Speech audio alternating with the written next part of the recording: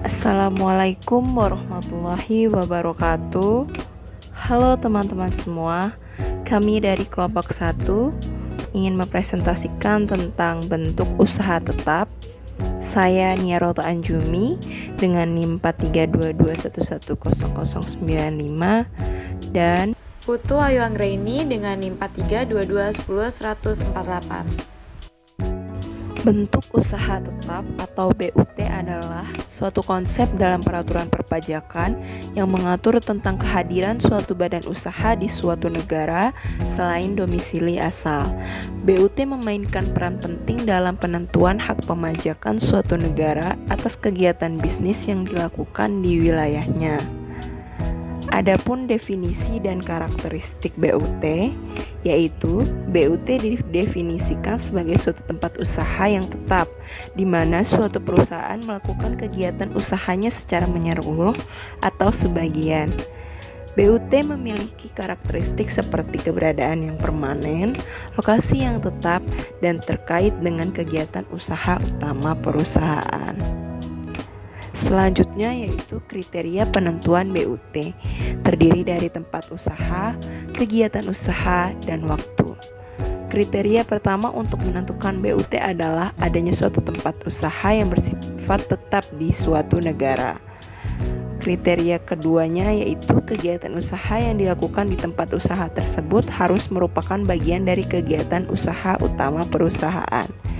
Dan kriteria ketiga adalah lamanya keberadaan tempat usaha di suatu negara yang biasanya memiliki batasan minimal waktu tertentu.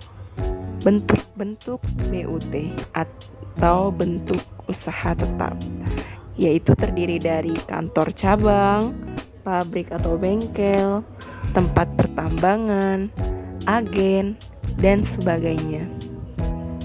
Adapun kewajiban perpajakan, yang pertama ada pendaftaran.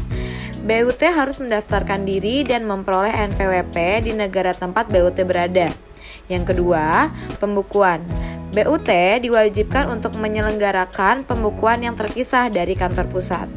Yang ketiga, pelaporan. BUT harus menyampaikan surat pemberitahuan tahunan atau SPT di negara tempat BUT berada. Selanjutnya ada perlakuan perpajakan BUT. Yang pertama ada tarif pajak. BUT dikenakan tarif pajak sesuai dengan ketentuan perpajakan di negara tempat BUT berada. Yang kedua, penghasilan kena pajak. Penghasilan yang diperoleh BUT akan dikenakan pajak di negara tempat BUT berada. Yang ketiga, biaya yang dapat dikurangkan.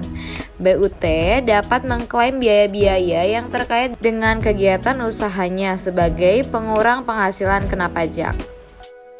Untuk studi kasus penerapannya, yaitu di sini dari PT ABC yang merupakan perusahaan jasa manajemen asal Singapura. Kegiatannya yaitu memberikan jasa konsultasi manajemen di Indonesia. Untuk kriterianya sendiri yaitu memenuhi kriteria tempat usaha tetap, kegiatan usaha utama, dan waktu minimal. Adapun kewajibannya yaitu mendaftarkan BUT, menyelenggarakan pembukuan, dan melaporkan SPT di Indonesia. Dan yang terakhir adalah kesimpulan dan saran. Kesimpulannya, BUT merupakan konsep penting dalam perpajakan internasional yang menentukan hak pemajakan suatu negara atas kegiatan usaha di wilayahnya. Dan untuk sarannya, perusahaan yang beroperasi di luar negeri harus memahami kriteria dan kewajiban terkait BUT untuk memastikan kepatuhan perpajakannya.